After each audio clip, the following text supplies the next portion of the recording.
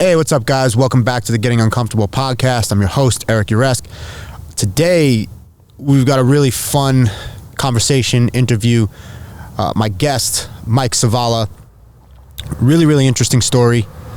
I met Mike as actually one of my students in Brazilian Jiu-Jitsu, and I knew right away this guy had some demons, you know, to put it another way. I just kind of like recognized my own kind. And so Mike's got a great story of redemption.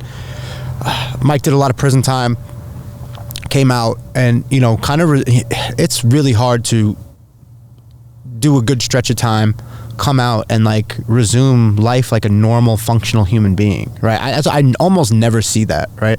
I almost never see guys get out after a stretch and like return to civilian life. Like, don't go back to the bullshit or any of that stuff. So tell us a little bit about like how you ended up there. Like, you know, give us the story about how you ended up there, and then we'll just kind of take it from there. Well, how I ended up there was I was in a bar fight, and I'm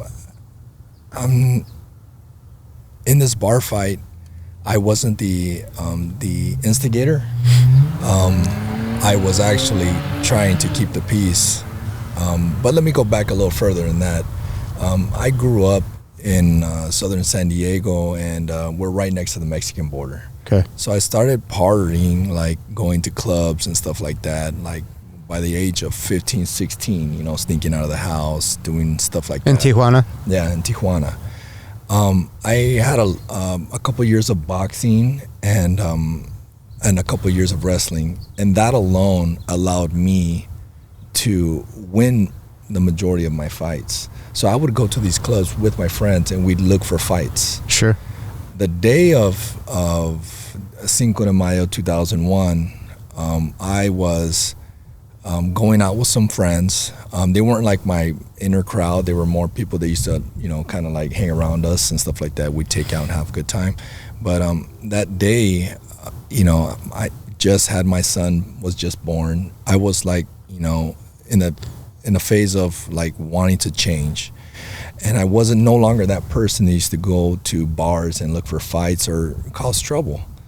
I had heard previously about that place having some rough bouncers, guys that used to get physical, and people that I knew that had been hurt, you know, by them. But I never thought that.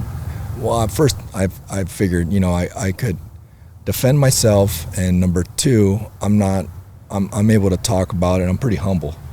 So the day of the fight at you know, the Bonita store, these bouncers, one of them in particular was really aggressive. Later on, I found out he was like a second-degree black belt in Taekwondo, a little bit shorter than me. And the other bouncers, they were just big guys. They knew how to handle themselves. That was their job.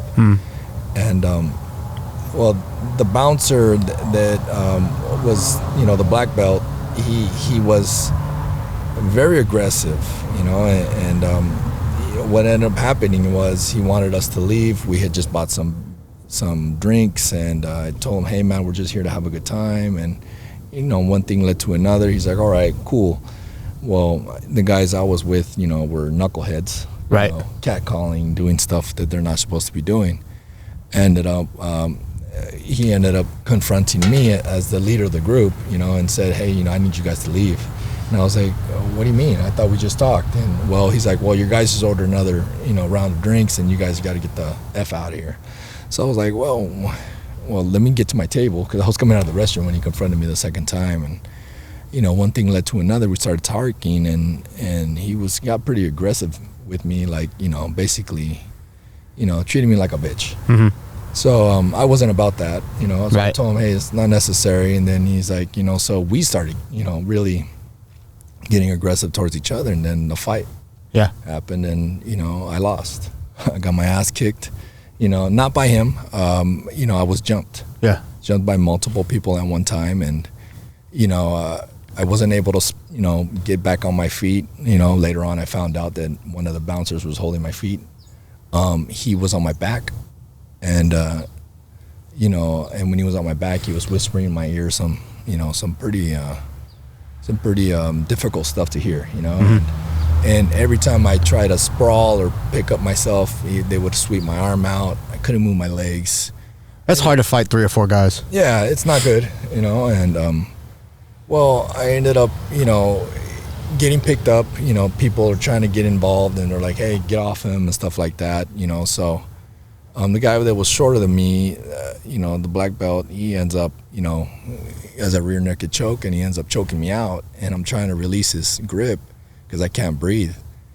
And one of the guys, another guy, the main other antagonist, he comes and elbows me in the face and he busts me up, and he's like, "Stop resisting." So I stopped trying to remove the hand around my neck, and I pass out.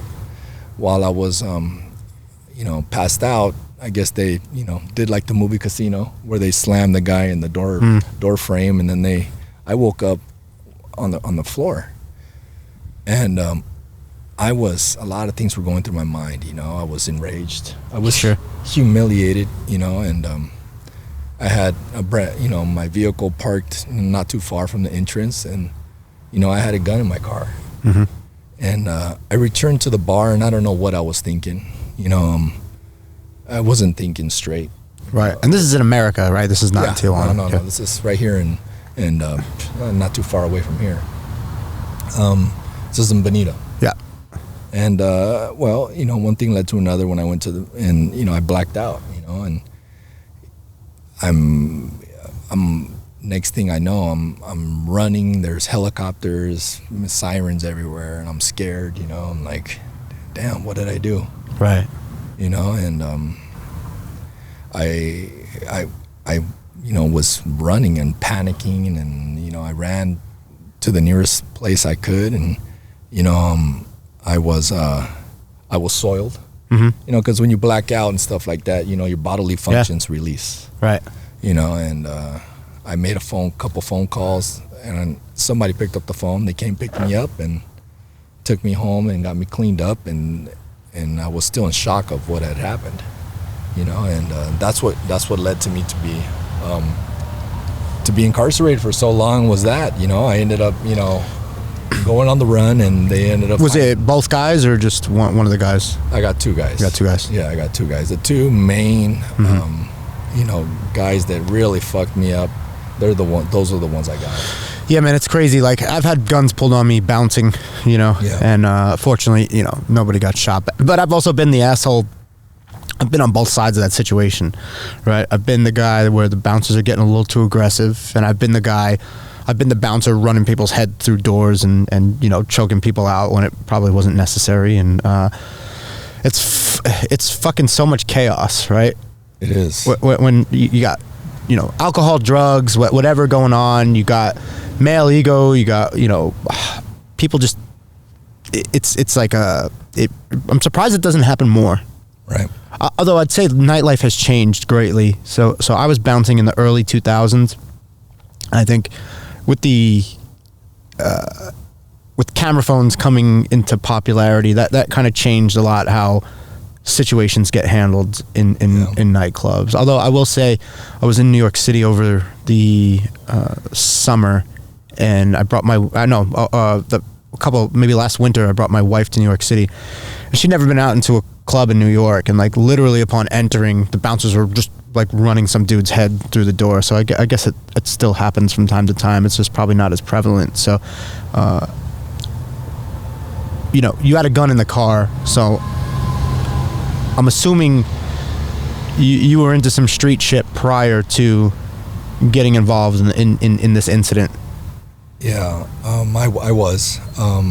At the time, I'm not proud of it, you know, but I had, I was a smuggler. You know, I was a drug dealer and alien smuggler, and that's how I made my living. And I was a full-time, you know, dedicated to it. Right. This is, you know, I did this on a daily basis, and you were smuggling narcotics and people. I was sending narcotics, you know, to different areas, bringing it from deep down south in Mexico, and you know, I was also smuggling aliens, which I had personally been, you know, caught when I first started the alien business, I was working for a different person, and the person that I was working for, I started off as a passenger in a car, and I was making $50, and then I wanted to become a driver because I wanted more money. Then I made $150, and then I worked up to trunk loads, and then I ended up getting caught so many different times in the border. I ended up having no choice but to partner up with somebody that was already trying to start off his own business from the same guy that we worked for. And one thing led to another. I kept my word, and I worked hard, and people got paid on time, and it just grew and grew and grew. And then once I got money from there, I invested into the drug trade. And I started in the drug trade, but I never made real money until my brother moved to the East Coast. And then when he was in the East Coast, we started a distribution campaign where we had it on lock. And, So you were shipping bricks out east? Yes. From here? From here, from deep Mexico. Wow. I was getting it from the crops grown and the crops to where, I could go out there and see my product and, buy X amount of dollars. So how does a kid from South San Diego, I mean, not that Mexico's that far, right? But how does a kid from South San Diego start getting involved in that type of shit? It's actually a lot easier than you think. Growing up here, what we have an abundance of is Mexicans. One, two, three. Right?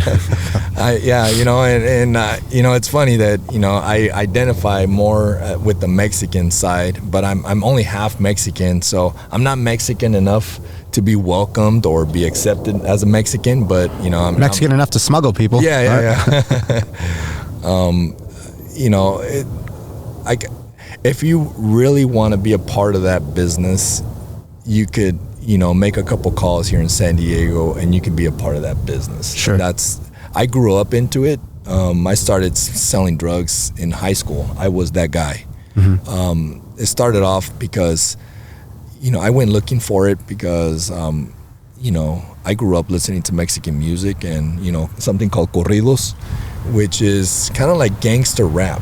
And they glorify these dudes that are doing these amazing, things and moving these amazing amounts of product. And I wanted to be a part of that, and I had step parents that raised me right, but, in that adopted family that I grew up in, there was some knuckleheads. I had one of my uncles, he was, convicted of murder, and, it's funny, I used to make fun of him, when he got out because he was so antisocial. He'd be in the room, and I'd be in the living room with the homies, and I'd be like, look, he's probably in the hallway looking with the mirror, see who's in the living room and stuff like that. But, I idolized these people, and I wanted to be a part of it. So I actively sought out that life, and I wanted to be that guy that people talked about, Okay, so you were selling drugs in high school. I was selling drugs in high school, yeah. And then at what point did you start getting involved in the smuggling?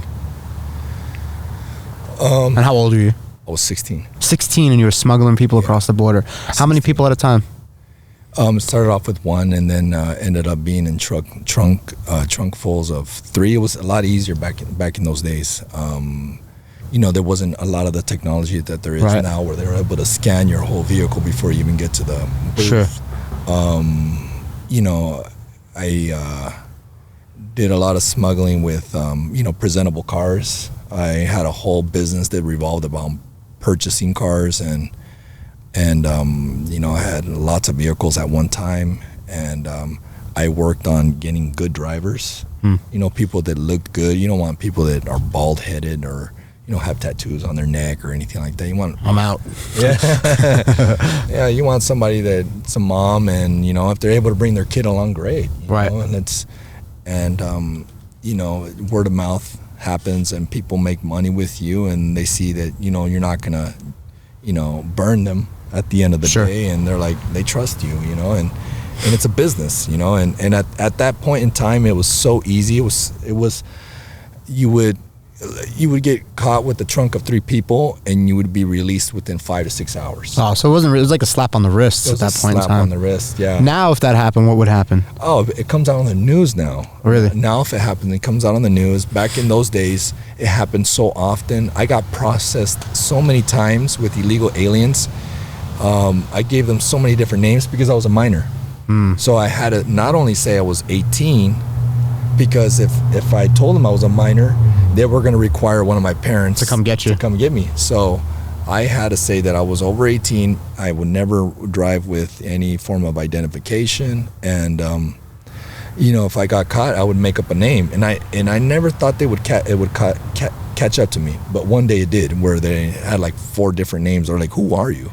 And we need somebody to bring some identification down. And, I had a system set up for that just in case that day came. But it was very easy. And I would, get deported basically, from immigration. They would let you go out, and then you'd be in a line with 8-10 other people that are going to Mexico, and you're going to the United States, and it was really easy. Huh. That's crazy. What? So I mean, it sounded like your version of smuggling was a lot less threatening than, say, like what we hear about today with smuggling, like what happens to people when they get smuggled now. Like you hear some kind of a lot of nightmare stories.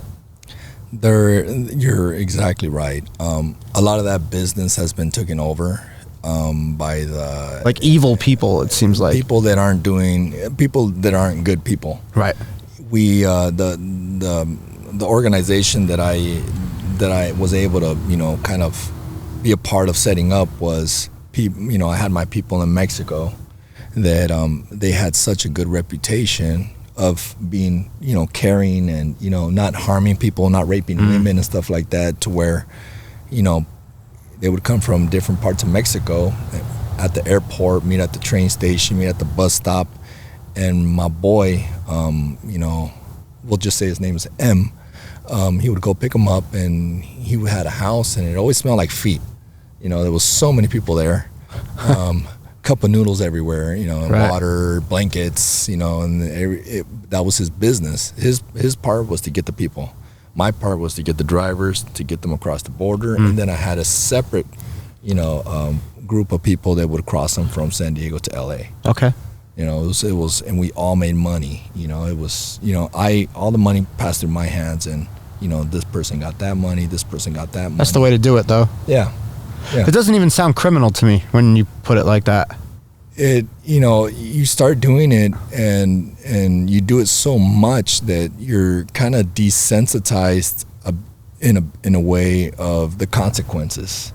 Right, but even still, like, that doesn't strike me as a bad thing. Like, you're taking people that are coming from shitty circumstances, right, and bringing them to better circumstances. Like, I'm one of those guys, I don't give a fuck who comes over the border, personally. It doesn't if you're looking to, like, get on the ladder and climb to a better life and work hard and I don't care, because, like, my wife's Singaporean, okay?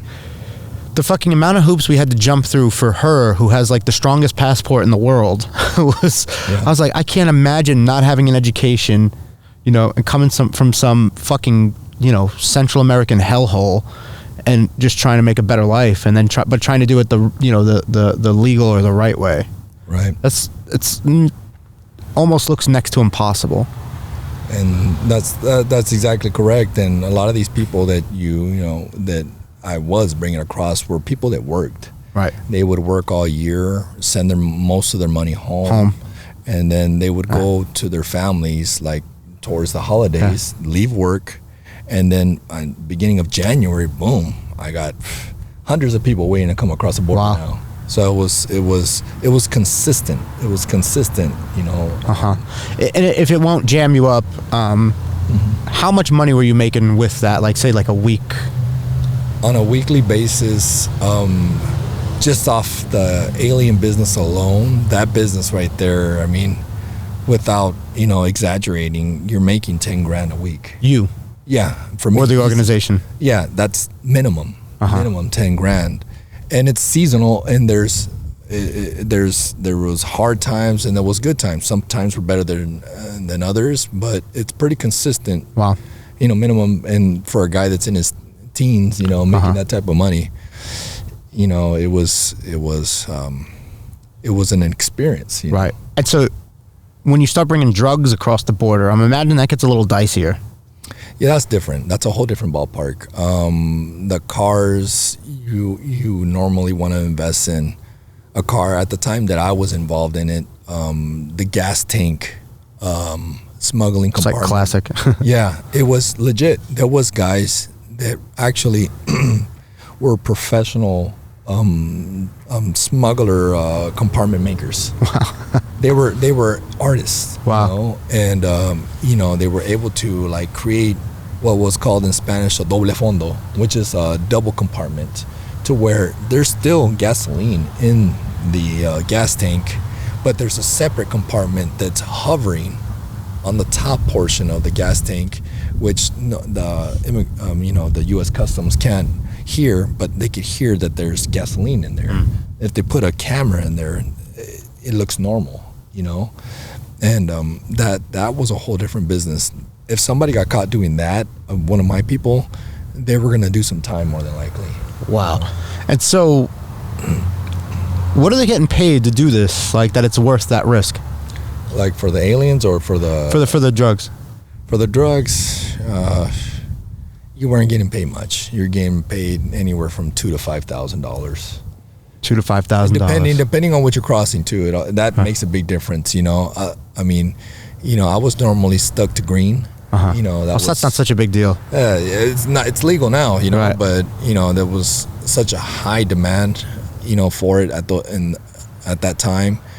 And I know other guys, the other smugglers that would say they were only smuggling green, and they would pay the minimum to their drivers, and then they throw in a couple packs of white or something like that, or brown. Yeah. And guess what happens if you do get caught? Yeah, you're done. Oh, you're really done. Yeah. You're gonna do some numbers for that. Yeah, huh? You're gonna do some numbers, and I didn't see the reason to do anything like that, because you know what?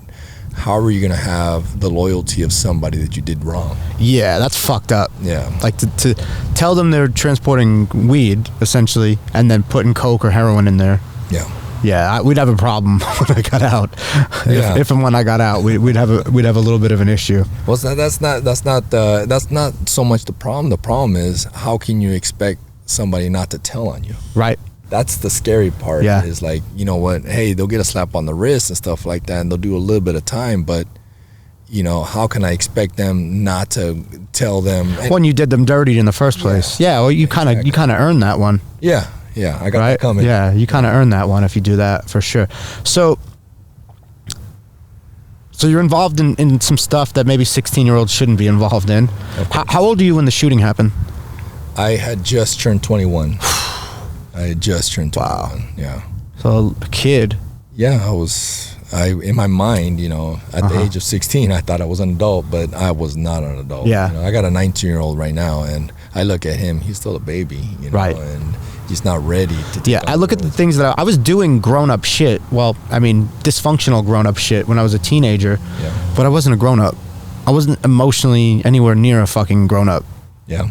And then when the consequences would come down, and it wasn't even legal consequences, this is just like, suffering acts of violence towards you, or being homeless, or ending up in a fucking mental institution of some sort. It's like, you realize, like, okay, like I have no idea how to handle any of this. This was really, really above my pay grade.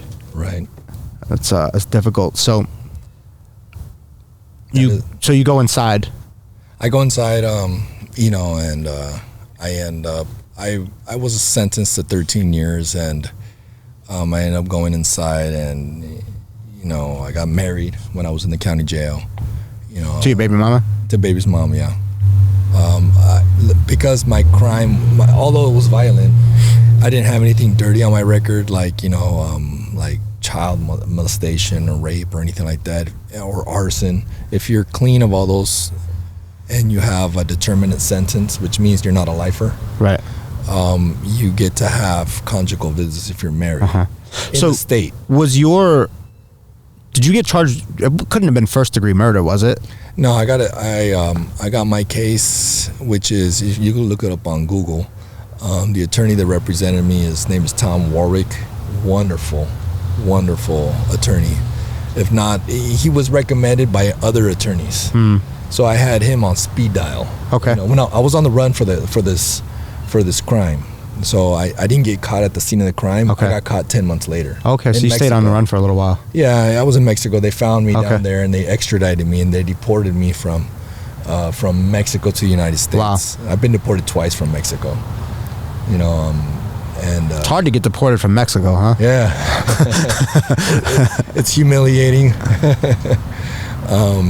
But yeah, I was deported from there, and I ended up coming over here and getting set up to, you know, fight my case, and I ended up getting the case dropped down to two voluntary manslaughters and 2 use of a deadly weapon to cause great bodily injury, and I was able to get a determinate sentence, which is what, you know, I knew I was going to get, you know. Sure. I knew, I didn't go out with malice to hurt anybody, you know. I got beat up. I was the victim, even though... Yeah, you just made some poor choices afterwards. I made the poor choices afterwards. Right Yes, on. you're correct. Okay, so you get sentenced, and is it a relief to get the sentence that you got, or you're like, fuck, I got to do all this time now? It's fuck, I got to do all this time. That's the... I started... Well, I'm not... I mean, you know, I'm not embarrassed to say that I cried when I got my sentence. You know, like, damn, you know, that's... The 13 years seemed like so far away. Oh, when you're 21, that seems eternal. Yeah, it was a very long time, and I cried, and you know, I thought, you know, my son, you know, Yeah. that's you don't think about that kind of stuff when you're behaving wrong, and Sure. stuff like that. But the people that love you most are the ones that suffer the most. Yeah. You know, and I wasn't thinking about him when I was out there partying, fucking around and stuff. You know. Yeah. So, where did you end up going first? You know, when you get in prison, they have a point system, and it's at least that's the way it used to be when I, you know, got arrested. The point system goes based off of years, you know, whether you have a life sentence or not, you know. So I started off in what's called a level 3. I ended up being in the desert over there in Blythe, which is kind of close to Arizona. I was out there for a few years, and then I dropped down to a level 2, and then level 2, I was there was overcrowding in California, so I was sent out of state. Ended up in Mississippi, Oklahoma, and then in Oklahoma, I got myself in a little bit of trouble. Okay. I ended up, it's embarrassing, but you know, I ended up getting involved in some stuff that I wasn't supposed to be getting involved in, and I ended up, you know, getting a shoe term.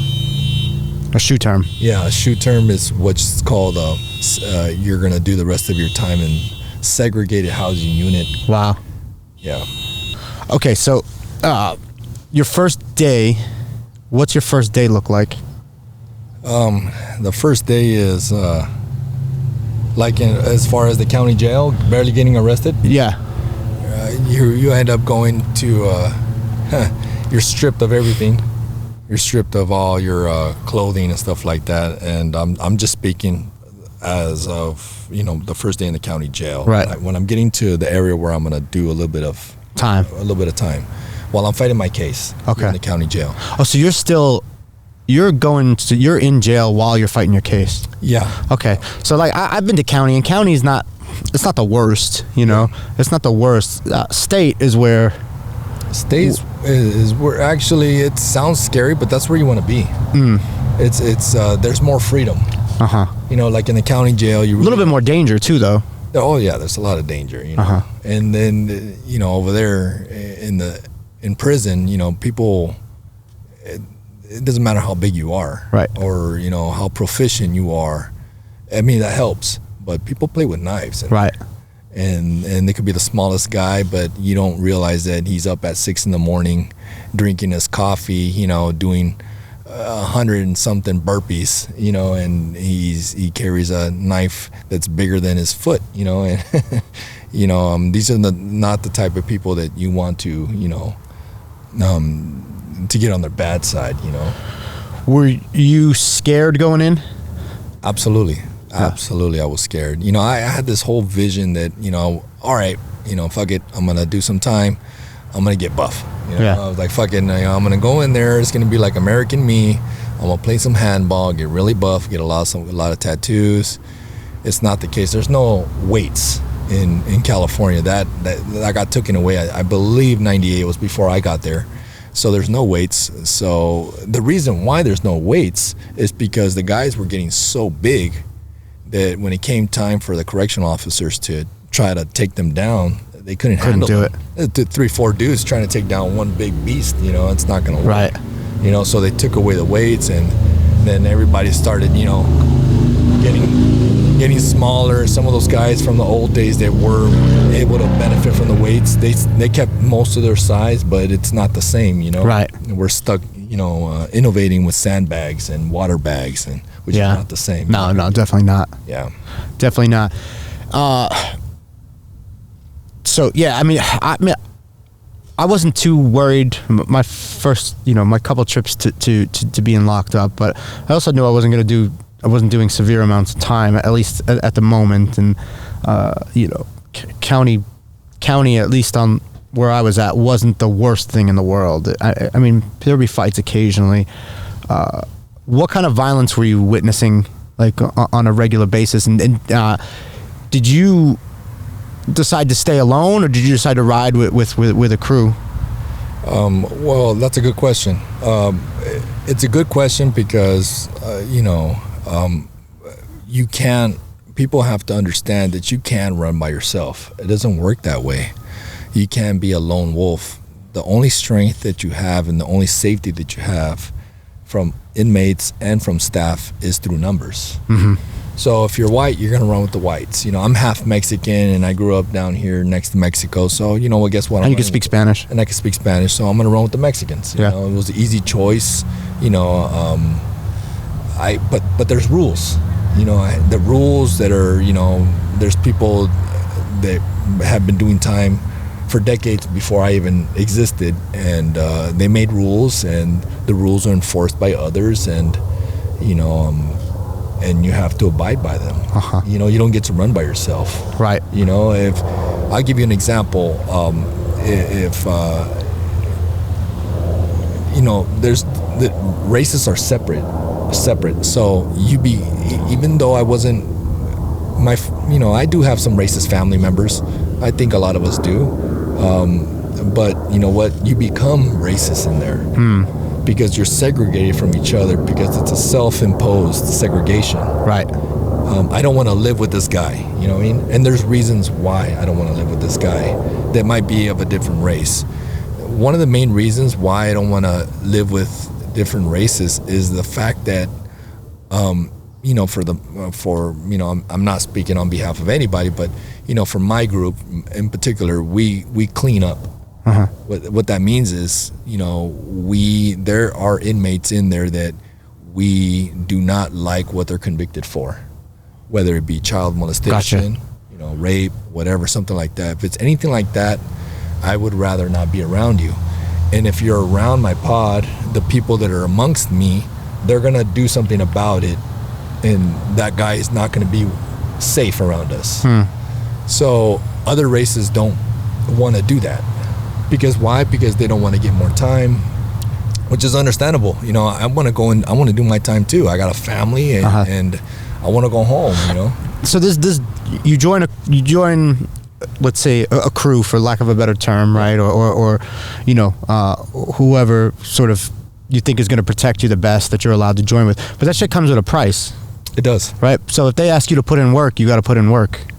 Well, I mean, you know, it's not necessarily that you have to put in work, but if, I'll give you an example, if you have a correctional officer that doesn't know how to carry themselves, maybe just, you know, came from the military, buffed out, you know, he thinks he's bad, he wants to talk to you a certain way. If you don't talk to people with respect in there, regardless, staff or inmates, you're going to get yourself in trouble.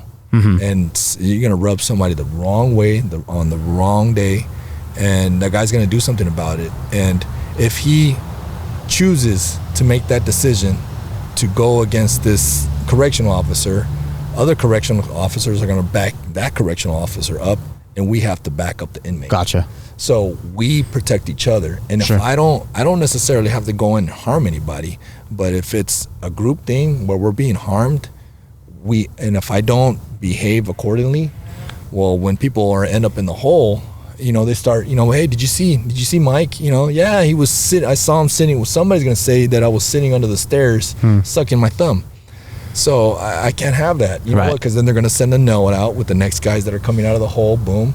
And then guess what? I'm on the list. Right. Now I'm in a boatload of trouble, and I'm going to more than likely get some holes put in me. Yeah. So why? Yeah, of course. I'm not letting that happen, Right. And of course I want the people that, the comfort and security that I get to experience, I want others to benefit from that as Sure. well. So all we have is each other. Right.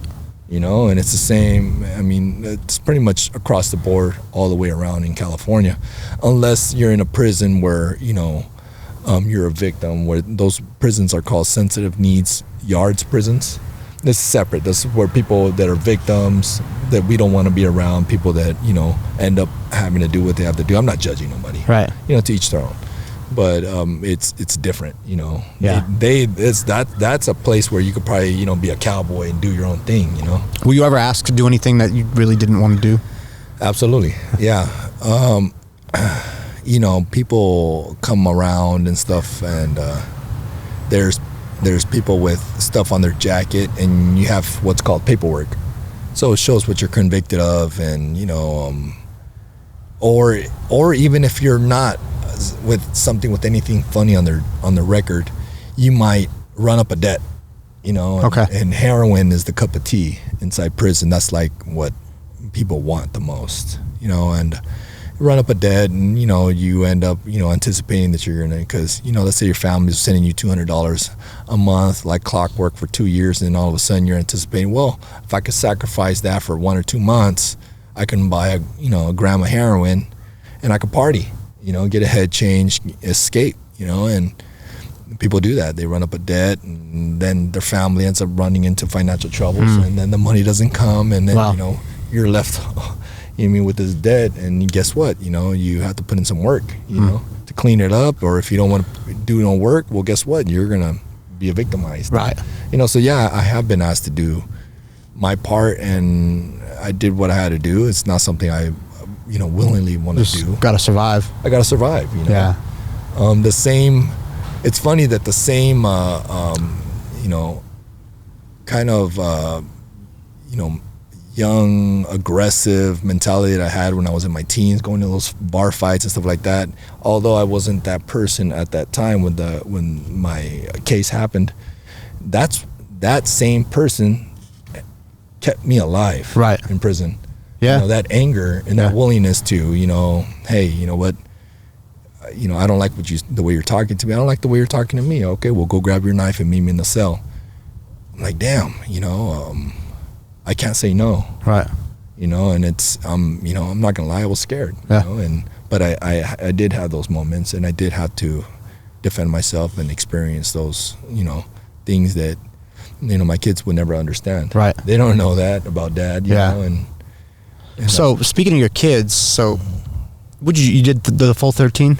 I did 12 out of 13. Okay. And the only reason I ended up getting a year of good time was I could have got out in 11. So I ended up catching a year of extra time. But I was in the hole for the last 4 years. So since I was in the hole, I was in the shoe, it's really hard to get into trouble. Right. You're in the shoe. I mean, you're locked down. What am I going to do? It's really a privilege to be able to live with somebody else. So I had cellies, but you have to sign a marriage crown. You have to wait all this time, and you're not going to abuse your cellie, Right. So I mean, it's a way to keep yourself out of trouble. I was always curious about going to Pelican Bay, which is where I paroled from, because I had seen it in the movies, and I'm like, oh God, I wonder what's that all about. And once I was there, I realized I wasn't as bad as I thought I was. Okay. Yeah. That's that makes sense. Truth, we'll save that for the next time you're on. But so you get out, right? What year did you get out? I got out 2014, February. Okay. And then what's like so you hit the street. I mean, it's great to hit the street, but then like real life settles in at some point in time. No, I wasn't just like thrown out there. At the time I was paroled. I hadn't talked to my parents, my adopted parents, for 10 years. Wow. I wasn't with my ex-wife, so where was I gonna go? I'm not gonna ask a friend if I could stay on their couch or anything like that. So I told the parole board, I was like, I don't have nobody. I have no family, nobody. So what they did is they put me in a halfway home, and they had a slap on an ankle monitor too, because I'm considered a high control violent gang member. So because of that, they had an ankle monitor on me, and they had me living in a halfway home, which is, I didn't realize right away. I thought they were all, you use the term lames. I was like, these guys aren't like my level, whatever. But you know what? Hey, a lot of those dudes came from the shoe as well.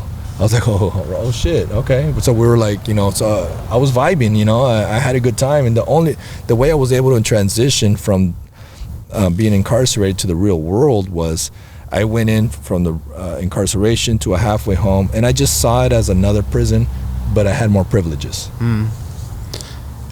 Were you tempted to go back into like your old life at all? Absolutely, I was. Because the money's fast, right? So the money was fast. Of course, things have changed, right? And the people that I used to work with, they're still, available, and I have such good reputation. A lot of them, they have homes and stuff, multiple properties they were able to buy off the business that we made together.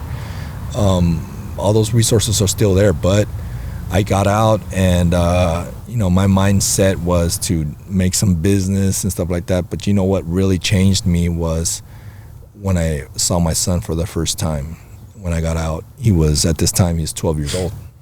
I looked at him, and I saw him playing basketball. He didn't even know I showed up. I got a ride to the basketball game, and I looked at him playing basketball, and I was like, this is what life is all about. This is where I want to be. So right then and there, I said, no, I'm not going to do anything illegal again. I made that decision then.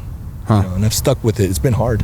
Yeah. But I've stuck with it, It's hard having a lot of money and then having to do like normal people stuff to get money, like have a job. Yeah. Working, and it's been, I was able to, work and make money. And at first I didn't realize that I was going to have such a hard time getting a job when I started, telling people about my criminal past, but I couldn't get a job. So once I started omitting that I had a criminal past, then the doors opened up, because I clean up pretty well. Yeah. I'm gonna cover long sleeve shirt, tie, and stuff like that. I look like just a regular kid. Right. And the confidence that I have in myself opened up a lot of doors. So I was able to make some good money, working hard, but it was different. I'm used to just going to the stores and buying whatever I want. Because that's the chapter that I left open when I went inside prison.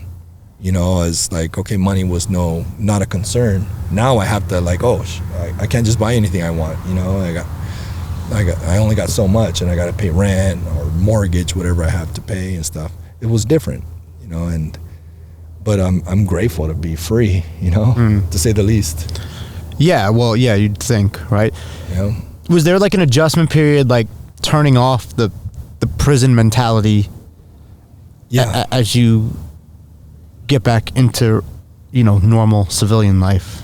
Yeah, for sure there is. The same, I want to say, beast. The same beast that kept me alive in prison was no longer useful in the real world. Because you have to be in there, you have to watch what you say. And I had to loosen up, and I struggled with PTSD for a long time. I still deal with it on a daily basis. But that person that, I was in prison is no longer transferable to the real world. Right. So I had to bury that beast and become the person that I am today, which is a patient father. I'm a hard worker, somebody that's I try to be as sincere as possible, and I try not to deal with the ego as much as I used to. I used to feed that ego. Do you ever feel any of those old tendencies like slip back in momentarily? You get in an argument with somebody, or yeah. I mean, you get people don't know where you come from, and I find that amusing. That some guy at work might call me a bitch or something like that. And I'm looking at this guy, I'm like, yeah. Do you know what I can do to you? But I'm like thinking to myself, that guy is no longer useful. Right. It's like, yeah, I've done so much work on myself, but if I get into a confrontation with a male, like my first thought is to still open up his head on the concrete. Like, I'll solve this problem super quick and the argument's over, but it's like, you can't live like that. Yeah. And it's a shitty, what am I going to do when I'm 60? And I can't fucking open people's heads up on the concrete anymore. It's like, you have to develop some type of conflict resolution skills at some point that don't lead to violence. Yeah. But it's not easy. It's not easy because violence is quick. It's good. Quick. It feels good. It's very empowering, but it's lazy. Yeah. It's lazy. It's what you do when you don't have any other tools. Yeah. Right? At least that's my experience. No, I'm 100% with you on that. There's nothing more relaxing than coming from a fight. I would feel like all the energy and stuff. I'd be so peaceful. Yeah.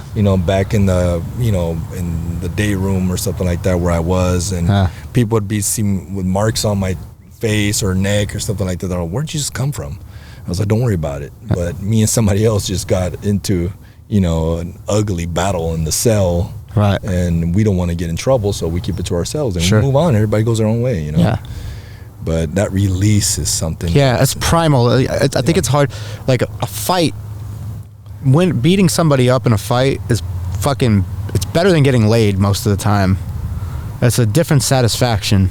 Yes, sir. For sure. I don't know. It's a very primal thing, and maybe only if you're really fucked up do you feel that way. But that's how I felt. Like, as a young man, and whenever something like that would happen, and I would get to hurt somebody, I would feel really good about it. Very, very empowered. Exactly. It's intoxicating. Power. Yeah. And I relate to that. That power is something that I really enjoyed, and knowing that it's there. Mm-hmm. Just is really intoxicating as well. Knowing that it's there, that I could handle myself at a given moment at the drop of a dime, felt really good to me. Yeah. Yeah, of course it did. So life today is a little bit different. Right. Right. Yeah. So what does life today look like for you, and seeing back, looking at, you've been out of jail for about 6 years now. Yeah. Right. And you seem to just be a normal guy.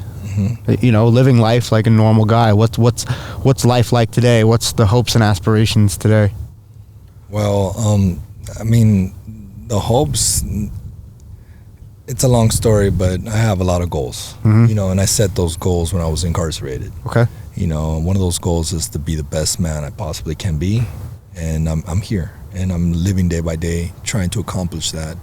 There's goals that I have as well as kind of my testimony, and I hope to be able to maybe help, and I feel that I owe that to society, for all the fucked up shit that I've done. Right. My kids are the main purpose for me right now. You got 2 little girls too, huh? I got 3 kids, all with the same person. I got my 19-year-old son. He's in university. He's a sophomore. I got 2 little girls, and it's just, they have been a big part of my change in becoming a better man. I'm learning a lot more patience that I realized I had, through them. I'm learning how to love, really pure love. It's just, I never knew this love until my kids were born, and I knew sexual love, right? But I was abandoned at the age of 4 or 5 to foster care. Sure. Now I never had that mother-son real engagement, and I'm now starting to understand that, there's something else out there, and it's love, and that I crave it more than anything now. Huh. I seek it. Yeah. You know, in my relationships now, I seek it in other areas because I've experienced this with my children. Right on. You know, and it's beautiful. You know, I want to be a better man. That's awesome. Yeah. That's awesome. Well, man, this is has been a fun conversation for me. It's like, I don't know, just being like, you know, from the streets as well. It's the streets look a little different everywhere, you know, in customs and behaviors and rituals and stuff like that, but it's all the same shit. Yeah. You know, when you get down to it. So it's just, I'm always fascinated by guys that come from different areas and different ways of life when it comes to, you know, street and crime and coming from those places and you know, what it looks like to start a life that's different than that and getting away from that stuff. It's not easy, man. I have a lot of friends that are not far removed from those lives at all. And so to see somebody do a good stretch of time and start a normal life and not cut any corners is pretty inspirational. And so, yeah, I think you'll do a lot of people a lot of good, you know, with your story and how not to go back to that shit, because that's the hard part, is staying out. Yeah. Like, getting out is easy. I would get out of an institution and literally be getting high like the minute I got out, you know, and right back with the same nonsense 45 minutes after getting released, you know. Yeah. That was normal for me. It's so, like, being on probation or parole is hard. Most people fail. I think people don't realize that. Like, I think in New York, when I was on probation, there's like a 90-something% fail rate. 90-something% of the people fail on probation, right? Yeah. I don't think parole is much better. Even if you're set, you know, that's a lot, man. That's most people. Most people are gonna fail. So to see somebody not fail after all that is something I hope the listeners draw a little bit of inspiration from. And you've started a podcast for yourself? Yes, my podcast, we launched the first episode last week. It's called The Unrehabilitated. It's mainly about that, you know, giving people, because when you get incarcerated or go to county jail, you're not giving the tools. Right. You know, you're giving tools that's to suffice. Right. You know, the court systems to say that, yes, he went through anger management or AA. Yeah. You know, but you don't rehabilitate yourself. No, for sure. That's awesome. So, yeah, check that podcast out. Anything you want to close with before we let this thing go? Nothing much. Just, you know, please check out this podcast called The Unrehabilitated. Like and subscribe, share with your friends. If you like the content, please leave messages. I appreciate you having me here. Yeah, no, I appreciate your story. Thank you. Right on. All right, that's it, guys. Till next time. We'll see you soon.